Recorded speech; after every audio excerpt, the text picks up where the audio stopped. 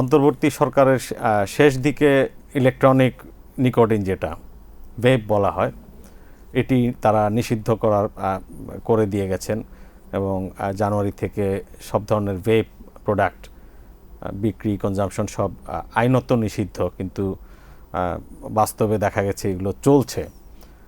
এর মাঝখানে যারা ভেপ ব্যবসায়ী যারা আছেন তাদের পক্ষ থেকে একটি রিট করা হয়েছিল রোববার দিন।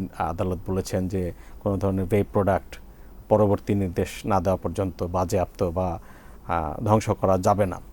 আমার সহকর্মী মোহাম্মদ ইব্রাহিম মজিদ এ নিয়ে প্রতিবেদন করেছেন, তার কাছ থেকে আমরা শুনি বিস্তারিত। জি, ভেপ নিয়ে যেই জিনিসটা ছিল যে আমাদের ভেপের ইম্পোর্ট কিন্তু বন্ধ হয়ে গেছে 2025 সালের শুরু থেকেই ইম্পোর্ট বন্ধ। তারপরেও আমাদের ভেপ শপগুলো চলছিল, বাট এই 2026 সালের 1 জানুয়ারি থেকে ভেপ শপগুলো সব বন্ধ হয়ে যায় আমাদের নতুন যেই তামাক নিয়ন্ত্রণ অধ্যাদেশ রয়েছে সেজন্য। তো গত রোববার 1 বছর তারা ইম্পোর্ট বন্ধ থাকলে বিক্রি করলো কি? তারা বলছে যে তারা তাদের আগের ইম্পোর্ট করা যে স্টকগুলো ছিল সেই স্টকগুলো তারা বিক্রি করেছে। এই আমদানি বন্ধটা কি কোনো সরকারি আদেশে হয়েছিল কিনা? জি, ইম্পোর্ট পলিসি অর্ডারে চেঞ্জ আসার পরেই গত 2025 সালের 1 জানুয়ারি থেকে ভেপ আমদানি নিষিদ্ধ ছিল।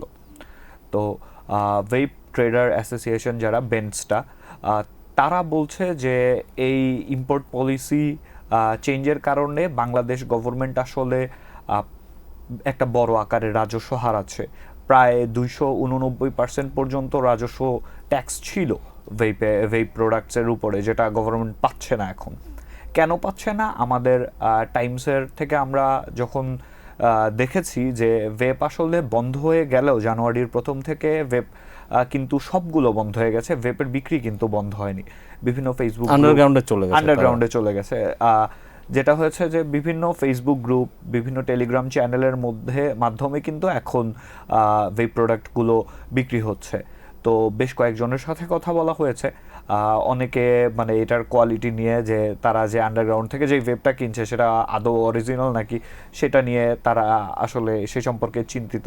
বেশ কিছু আমি পেয়েছি যারা হচ্ছে সিগারেট থেকে ভেপে ট্রানজিশন করেছিল, তারা আবার সিগারেটে ফেরত এসেছে ভেপের যে অ্যাভেলেবিলিটি এটা বন্ধ হয়ে যাওয়ার পর থেকে। সবচেয়ে বড় কথা, একটা জিনিস আইনে নিষিদ্ধ, এটি তো আসলে কোনো সুনাগরিক কনজিউম করবে না।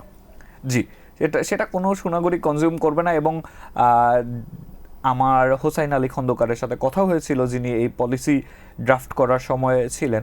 তো উনি বলেছেন যে আসলে এই ভেপ ট্রেডার যারা আছে তারা জিনিসটাকে কি বলে যে লেস হার্মফুল, কম ক্ষতিকারক। কিন্তু উনি বলছেন যে কম ক্ষতিকারক, বেশি ক্ষতিকারক, উভয়ই কিন্তু ক্ষতিকারক। তো এই জন্য এটা হচ্ছে ভেপ ব্যান করার একটা বড় একটা রিজন, যে এটার যে নিকোটিনটা হয় সেটা হচ্ছে সিনথেসাইজড, যেটাতে অনেক মানুষজন অ্যাডিক্টেড হয়ে যাচ্ছে। নিকোটিন একটা অ্যাডিকটিভ কেমিক্যাল।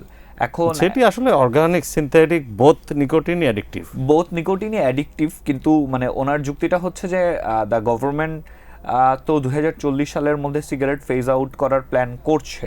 তো এর মাঝখানে আমরা যদি ইলেকট্রনিক সিগারেট নতুন একটা প্রোডাক্ট নিয়ে আসি তাহলে সেটা তো এটার সাথে কন্ট্রাডিক্টরি হয়ে যাচ্ছে না? আবার অন্যদিকে রিট করা আইনজীবী যিনি আছে সানজিদ সিদ্দিকী, উনি যেই বিষয়টা নিয়ে রিট করেছেন, যেই আইনজীবী রিট পিটিশন করেছেন, উনি বলছেন যে আমাদের যেই কনস্টিটিউশন আছে সেই কনস্টিটিউশনে কিন্তু সবার প্রফেশন চুজ করার, আর্টিকেল 40তে প্রফেশন চুজ করার ওয়ে আছে। সো উনি এটা বলছেন যে সিগারেট একদিকে সেল হচ্ছে, আরেকদিকে ইলেকট্রনিক সিগারেট বা ভেপ সেল হচ্ছে না, এটা তো কন্ট্রাডিক্টরি, এটা তো আনকনস্টিটিউশনাল। তো উনি রিট পিটিশন করার পরে হাইকোর্টই এই রুলটা জারি করেছে যে কেন মানে ভেপ সেল করা, ভেপ ইম্পোর্ট করা মানে এই anti tobacco tobacco control act অর্ডিন্যান্সটা, সেই অর্ডিন্যান্সটা কেন কনস্টিটিউশনাল হবে না এজন্য।